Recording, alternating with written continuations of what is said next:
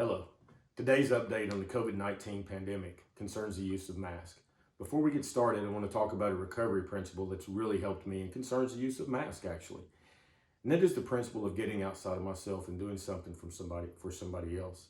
When I started doing this consistently early in my recovery and kept it up even through the years, it's continued to help me deal with things that I didn't think I could deal with. When I'm worried or I've got a stress in my life, I usually find comfort and relief when I step outside of that and help somebody else with something that's going on in their life.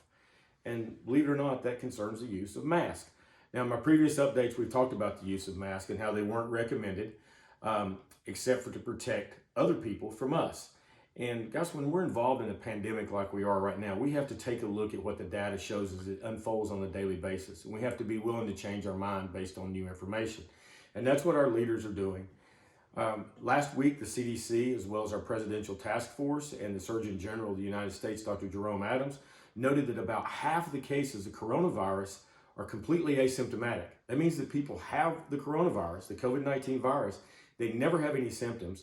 They don't even realize they have it, but they are capable of passing it on to somebody else who could get really sick. And we've known that for a while, but we didn't realize that it was up to half of the number of people out there. So that's where the use of masks come in. And when I talk about masks today, I'm talking about masks to protect others from me. The mask I'm going to show you are going to do nothing to protect me from others, but they could slow the spread or stop the spread from me, who could be asymptomatic and not even know they have the virus, of spreading it to somebody who could get really sick. Now, there are 4 types of masks I'm going to discuss, and I have 3 examples. I don't have the 4th example, but I have 3 examples.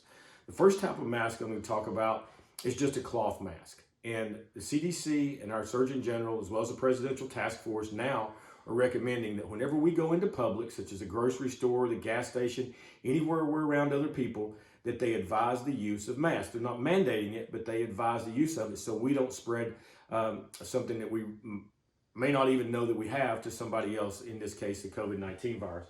So this is a cloth mask my mom made me. As you can see, it's very stylish, University of Tennessee. And it's pretty simple.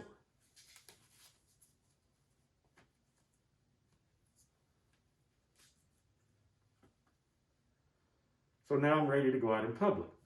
So the mask includes my oral opening, so that if I cough or sneeze or clear my throat, then the chances of the virus coming out of me and getting past that mask are really low, or at least the distance it can spread is greatly reduced, and therefore reducing the chance of somebody else getting the COVID-19 virus. Now, the second type of mask I want to show you is one that I don't want anybody to use. This is the N95 mask that you see on TV a lot. These are the masks that are reserved for our healthcare providers. These masks actually protect me from getting the disease. So if I'm a healthcare provider, I'm in the emergency department, I'm taking care of people who are sick, and we know that we have the COVID-19 virus, they're coughing, we've got virus in the air. This is the mask that our healthcare providers use. And it goes on exactly as you would think. Here. All right. And so it has to be form fitted. That mask, you can't tell by looking at it on camera, but that mask has to be fitted around your nose, and the openings on the sides and bottom have to be specially fitted to your mouth. If it's not, then the virus can still get around in through those cracks, and it becomes ineffective. These are the masks that I do not want to see people wearing. I was in my neighborhood today and I saw a guy mowing the yard wearing one of these. First of all, he was socially isolated. There wasn't anybody within 100 yards of him. And he's using a mask that could be much better served being utilized by our healthcare providers who are taking care of really sick patients in our emergency departments, in our ICUs and hospitals across the United States. Now, the last type of mask I want to show you is one that's homemade. So guys, this is not rocket science. Basically, anything that covers the nose and the mouth can be effective at limiting the spread of somebody who may be asymptomatic to somebody who could potentially get sick. This is just a buff I had in my closet. I use it in the wintertime to keep my neck warm.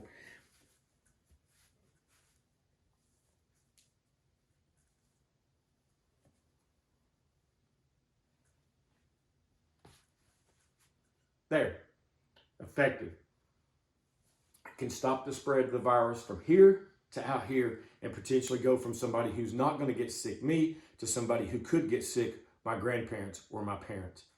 Let's remember what we've been told from our leaders currently, that the use of masks are appropriate for when we're in public, or we're going to be around others in a place outside of our home, or if we're taking care of somebody who's sick with known COVID-19 virus, and that would be the N95 respirator used in our hospital. Wearing a mask is about protecting others from us. It's going to do very little for us to wear it in hoping that we won't get it from someone else.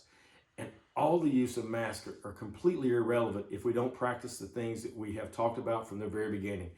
Consistent hand washing, cleaning of surfaces that are commonly touched, proper social distancing, and staying at home when we're sick. Those continue to be the key measures. Thank you, guys.